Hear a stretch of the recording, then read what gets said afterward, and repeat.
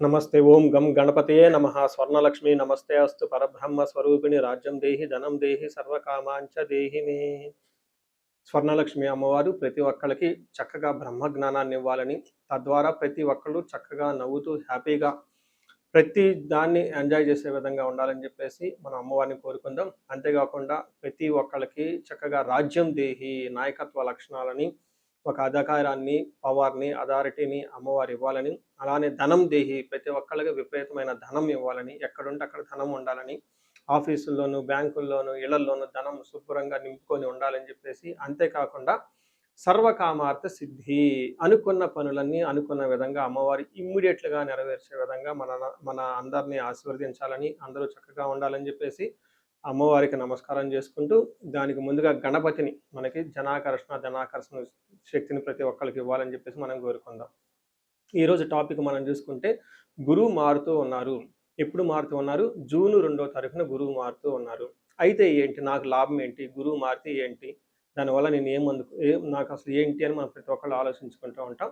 గురువు వచ్చేటప్పటికి 5 రకాల 6 రకాల ముఖ్యమైన పనులు చేస్తూ ఉంటారు. గురువు చాలా రకాల పనులు చేస్తుంటారు. ముఖ్యమైనవి మన ఇండివిజువల్ లైఫ్లో మనకి ప్రభావం చూపించేది ఫస్ట్ వచ్చేటప్పటికి ధన సంపాదనలో ఐశ్వర్యం కావాలంటే గురువు యొక్క అనుగ్రహం మనకు ఉండాలి. రెండోది సంతానం, పిల్లలు చక్కగా ఉండాలి, వాళ్ళు చదువుకోవాలంటే గురువు యొక్క అనుగ్రహం మనకు ఉండాలి.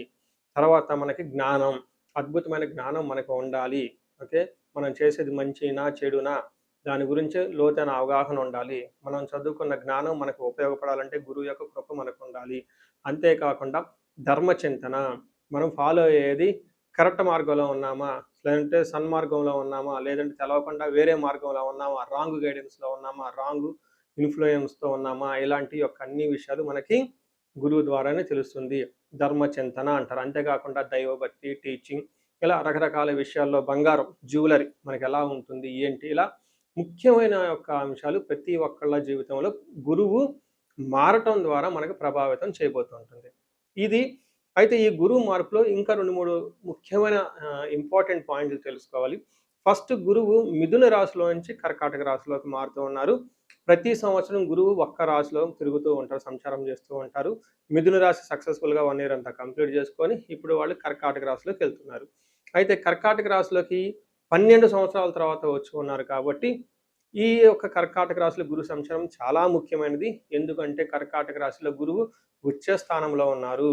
మంచి చక్కగా ఈ సంవత్సరం అంతా పిల్లలు ఎవరు పుట్టినా కానీ వాళ్ళకి గురువు జాతకంలో వచ్చే స్థానంలో ఉండి మంచి యోగ్యతను ఇస్తూ ఉంటారని మనం చెప్పుకోవచ్చు. సో ఈ యొక్క ఉచ్చ స్థానంలో ఉన్న గురువు సంపూర్ణమైన ఫలితాన్ని, చక్కటి ఫలితాన్ని ప్రతి ఒక్కరికి ఇస్తూ ఉంటారు.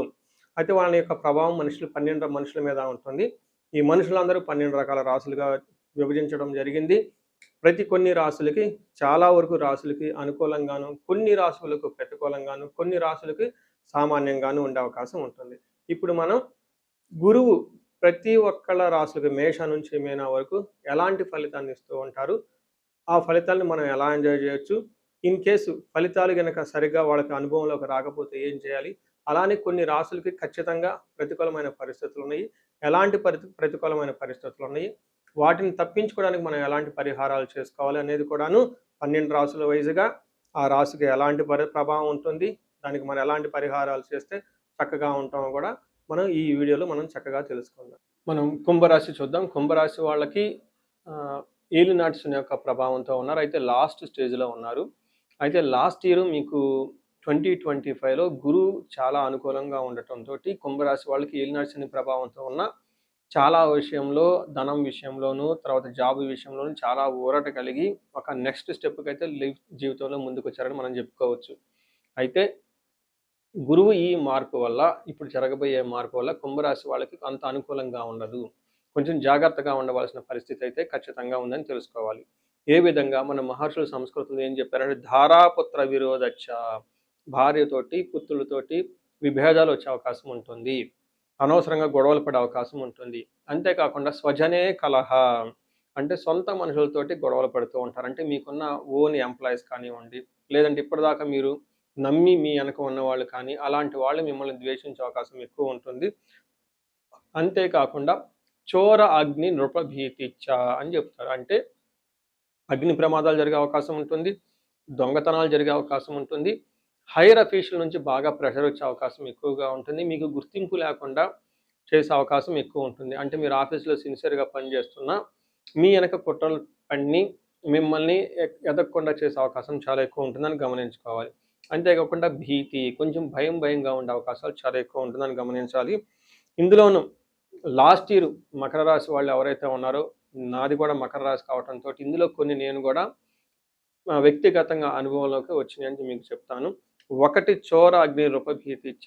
లాస్ట్ ఇయర్ నాకు పర్సనల్ లైఫ్‌లో మా పాపది గొలుసు పోగొట్టుకున్నాను ఒక పెళ్ళికెళ్ళి. అందుకని చాలా జాగ్రత్తగా పెట్టుకోండి.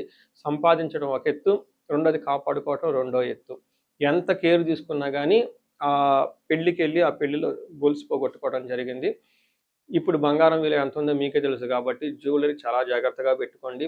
అలానే అగ్ని ప్రమాదాలు జరిగే అవకాశం ఎక్కువ ఉంటుంది. చాలా కేర్‌ఫుల్‌గా ఉండాలి. నృపభీతి.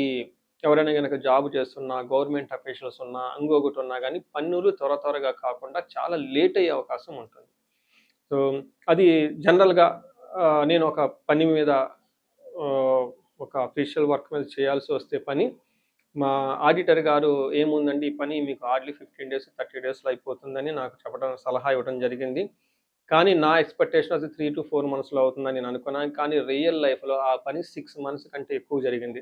అంటే చూడండి నృపభీతి అంటే గవర్నమెంట్ అఫీషియల్స్ నుంచి ఇంకొక దాని నుంచి వర్క్ అనేది స్మూత్‌గా పోకుండా ఇబ్బందులు పడే అవకాశం ఎక్కువ ఉంటుంది. రెండోది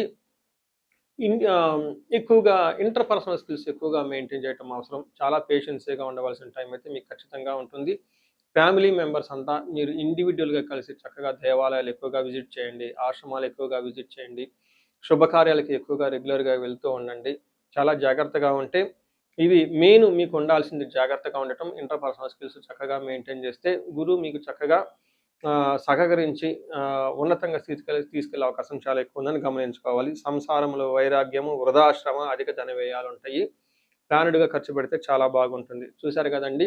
కుంభరాశి వాళ్ళకి ఇప్పటిదాకా బాగా సపోర్ట్ ఇచ్చిన గురువు ఈ జూన్ 2 తర్వాత కొంచెం వాళ్ళు పెట్టే పరీక్షలు మీరు అంటే పెద్దగా ఇబ్బంది పెట్టరు. బట్ కొన్ని సందర్భాల్లో ఇబ్బందులు పెట్టే అవకాశం ఉంది కాబట్టి పేషెన్స్‌గా ఉండడం చాలా మని గమనించాలి. సో చూశారు కదా!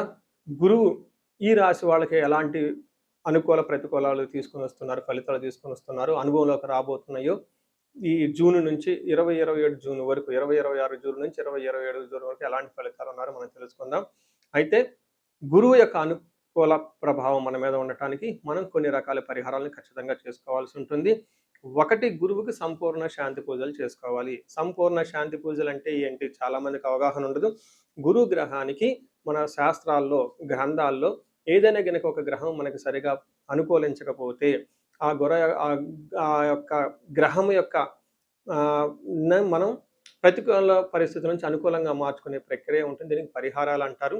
మనకి శాస్త్రాలు ఏ విధంగా చెప్పారంటే గురువుకి జప సంఖ్య 16,000 సార్లు చేయాల్సి ఉంటుంది. అధిదేవత, ప్రత్యధి దేవత ఇంకొక 3,000, 2,000 సార్లు చేయాల్సి ఉంటుంది. గురుగ్రహానికి ఇటు అటుగా ఒక 20,000 సార్లు జపం చేయాల్సి ఉంటుంది. అలానే గురుగ్రహానికి తర్పణం చేయాల్సి ఉంటుంది. గురుగ్రహానికి దానం చేయవలసి ఉంటుంది. గురుగ్రహానికి హోమం చేయవలసి ఉంటుంది. ఇలా ఈ 4 రకాల ప్రక్రియలను ఎవరైతే చేస్తారో గురుగ్రహ సంపూర్ణ శాంతి పూజలు అంటారు. అయితే ఇండివిడ్యువల్‌గా వాళ్ళు చేసుకోవటం కష్టం కాబట్టి సద్బ్రాహ్మణుల్ని, దేవాలయాల్లో ఉన్న పండితుల్ని లేకుంటే గురువు యొక్క మంత్రాన్ని తీసుకొని వాళ్ళు కొన్ని లక్షల సార్లు, వేల సార్లు ఉపాసన చేసి చక్కగా సాధన చేసిన వాళ్ళ దగ్గరికెళ్తే ఆ మంత్రం వాళ్ళ ద్వారా సిద్ధించి గురువు యొక్క అనుకూలం మీకు అనుకూలంగా ఉంటుంది. ఇది కాకుండా గురువుకి సంబంధించిన దేవాలయాలు అంటే మేధా దక్షిణామూర్తి కానివ్వండి, లేదంటే హయగ్రీవ సంబంధించిన దేవాలయాలు చక్కగా విజిట్ చేయటం చాలా మంచిది. ఇంకా ముఖ్యంగా గురు గ్రహం యొక్క శాంతికి మీరు ఆశ్రమాలు చక్కగా విజిట్ చేయొచ్చు. భగవద్గీత, పురాణాలు, వేదాలు, వేదాంతాలు ఇలా యాన్షియంట్ స్క్రిప్చర్స్ పురాతనమైన గ్రంథాలను తెలుసుకొని అర్థం చేసుకుంటే చాలా బాగుంటుంది. గురుగ్రహ శాంతి గురించి ఇంకొకటి ముఖ్యమైనదంటే మీకు చదువు చెప్పిన గురువుల్ని వాళ్ళ దగ్గర ఆశీర్వాదం తీసుకోవడం చాలా ఇంపార్టెంట్. సాధువుల్ని తర్వాత మీ ఇంటికి ఎప్పటి నుంచో అనాదిగా ఉన్న పురోహితులు, బ్రాహ్మణులు వాళ్ళు మీకు మంచి చెడు చెబుతుంటారు. అలాంటి వాళ్ళని మీరు సత్కరించటం, గౌరవించటం, వాళ్ళకి దక్షిణలు ఇవ్వటం ఇవన్నీ చేస్తే గురువు యొక్క గురు గ్రహం యొక్క అనుకూలం మీకు అనుకూలంగా ఉంటుంది. గురువులకు సంబంధించిన దత్త చరిత్ర చదువుకోవటం ఇంకా చాలా బాగుంటుంది.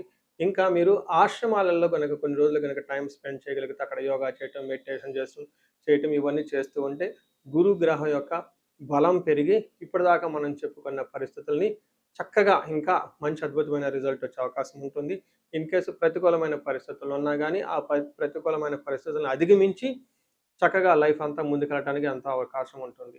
ఈ సంవత్సరం ఈ గురువు యొక్క కర్కాటక రాశిలో ఉన్నంత వరకు 12 రాశుల వారికి చక్కగా అష్టైశ్వర్యాలు కలగాలని, భోగభాగ్యాలు కలగాలని చెప్పేసి, చక్కగా ఉండాలని చెప్పేసి నేను కోరుకుంటున్నాను. నమస్తే.